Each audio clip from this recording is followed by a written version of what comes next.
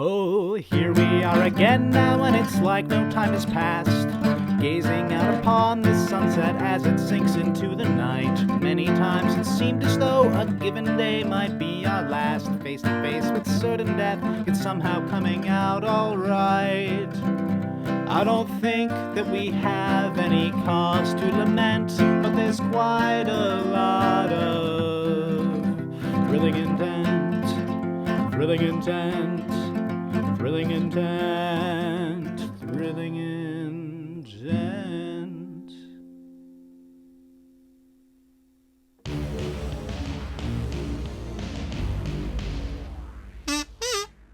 Meanwhile, during the meanwhile, Gregor, Harlock, and the Ashen Knight finished up. However, Marcus's own cavalcade of visitors kept him occupied significantly longer, so during the period of time between Marcus contemplating his screaming cucumber salad and the beautiful pastry chef aspirations of Rory, Harlock separated herself from a now unconscious Gregor and contemplated a card that she'd been carrying around for a little bit of time. The alchemy lab, something that they managed to pry away from that steward that attacked Chateau Harlow, and she pressed it into one of the doors, and just like magic, she found herself in the middle of her old alchemy lab. A little concerned that perhaps one of the floating monstrosities that now surround her mansion, drawn in by that eternal flame, had somehow followed her through into this recreation of her lab. She called in a little bit of help. Inian traveled in with her, Hilda behind, carrying a diminutive pink creature. Harlock, it's been a while since you've been in your old alchemy lab, but God, you'll never forget the stench of this place. Even encapsulated within Castle Crowhenge, the corrupting magic's digging away at the wooden walls and slowly converting them to the old stonework you're so familiar to. You'd recognize this horrible aura anywhere. The place that you created your own tear. The eternal and ethereal fire still licking away at the walls. Not even doused by the castle's magic. Ooh. So, this is where I lost my childhood innocence? Nice that you can just carry that with you. Inian's like poking at the part of the ground. Most of us just lose it over time to the crushing reality of life in Freeark and, the reality that sometimes taking life is a necessity, not a choice. She starts to poke at the walls. Yeah, ironically, I've always been one to carry my baggage, so it actually worked out really nicely that I literally get to carry this baggage. And she motions to the leg and the arm in her backpack.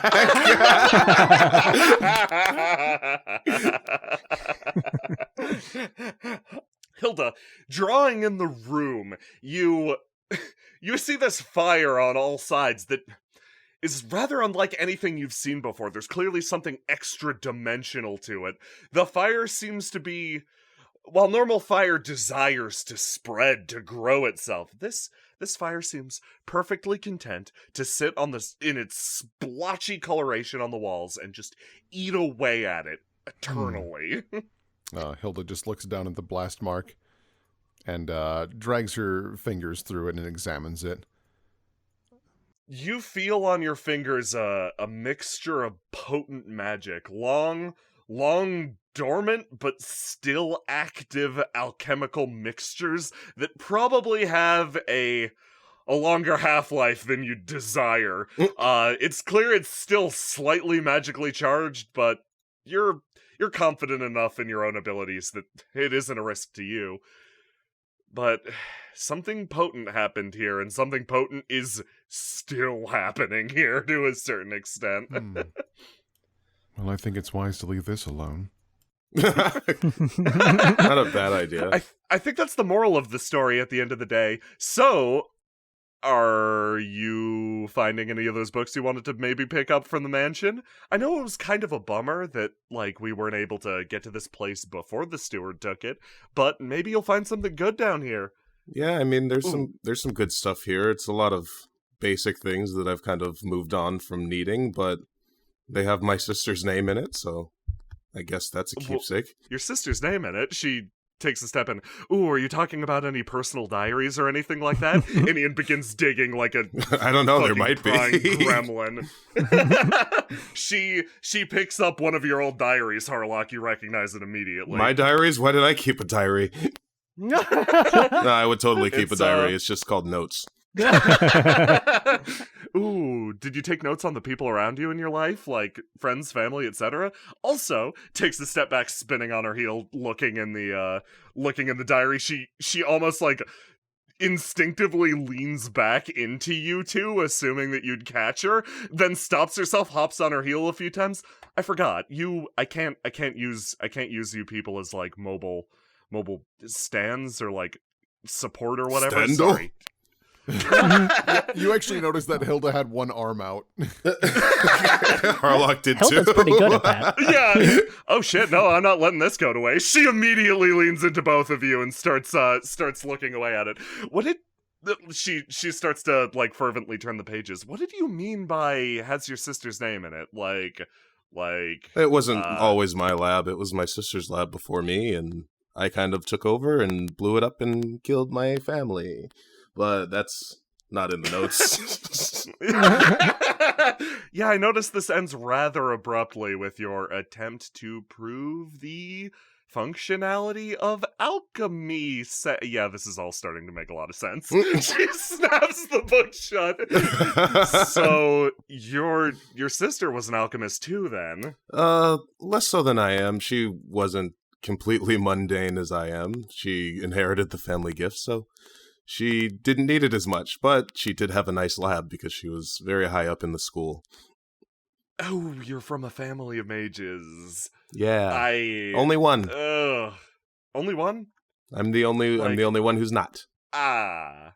Suddenly this is starting to make a lot of sense. Mm-hmm. Now, I am the type of mage that didn't bother studying alchemy even for a second because I could snap my fingers and create such spectacular effects just with the wave of a hand. An alchemist, basically. I can do that too, but I have to write it all on the ground. That's the thing. I didn't like to like climb down on the ground and get dirty. I don't mind it anymore thinking about it. Looking down at her stained PJs. Yeah, you've really devolved. Yeah, I have. Listen. For the better. Yeah, definitely for the better. Listen, it's about living life efficiently. Like, pride, I don't know. You don't have to tell me twice. It just gets in the way. She stretches. It, like, I don't know. Alchemy, for me at least, was sort of... It felt like a waste of time or something lesser or more base that I wouldn't want to get involved in.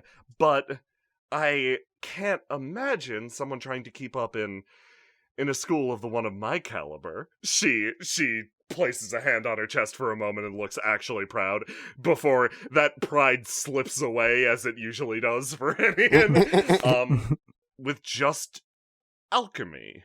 Like, how do you pass any of the practical exams? How do you convince those stodgy mages that you still have the talent to make it by in their institution? Because where I'm from, the mages that I interacted with thought nothing of common people without the gift.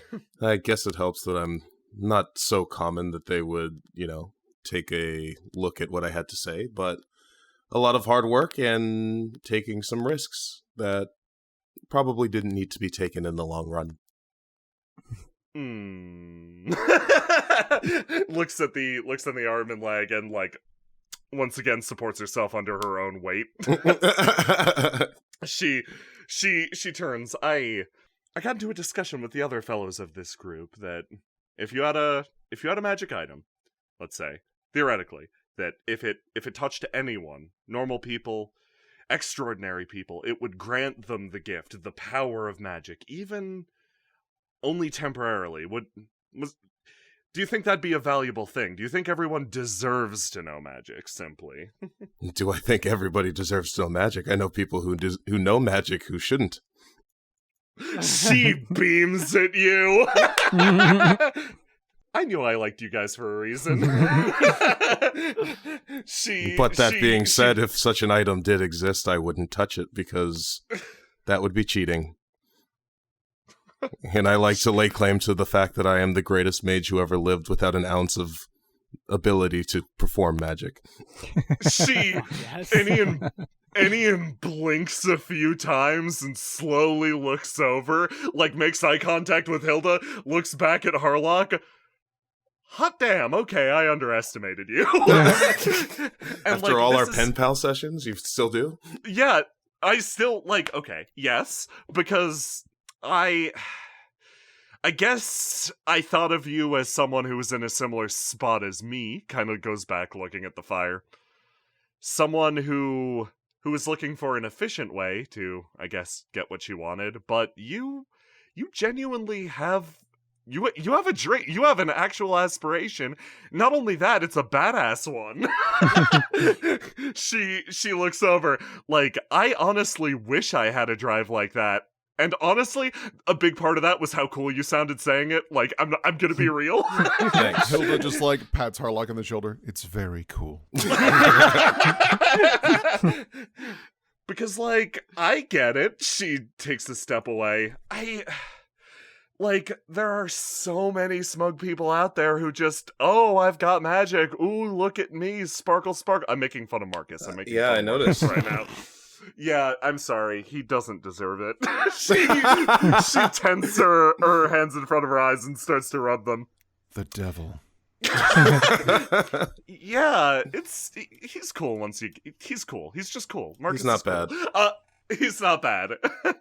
But no, I knew plenty of mages who would, who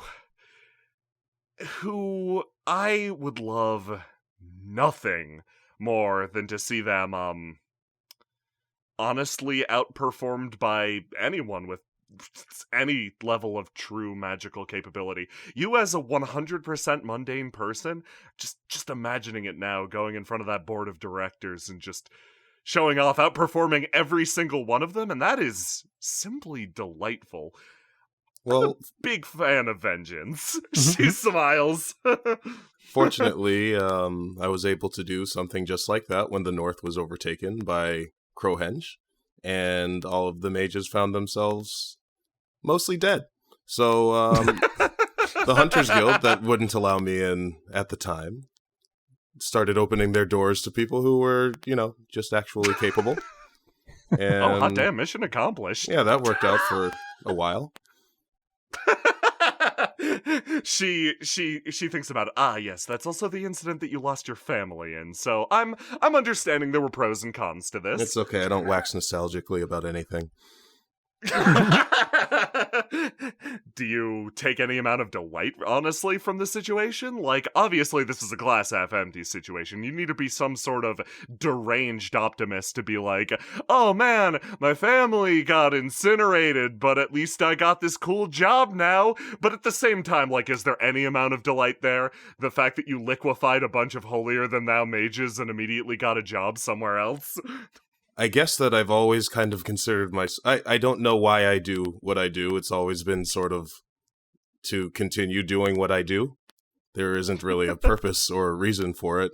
I did mercenary work so that I would have money to study and eat so that I can continue to live to study. But I don't know to what end. And I guess since I've found myself with this very good job with Astra, where I have more money than I know what to do with, I really guess I might start thinking about why I'm doing it. Inian's brow furrows for a second. Man, I wish I had money. I mean, yeah, no, that makes sense. Well, here's a ruby.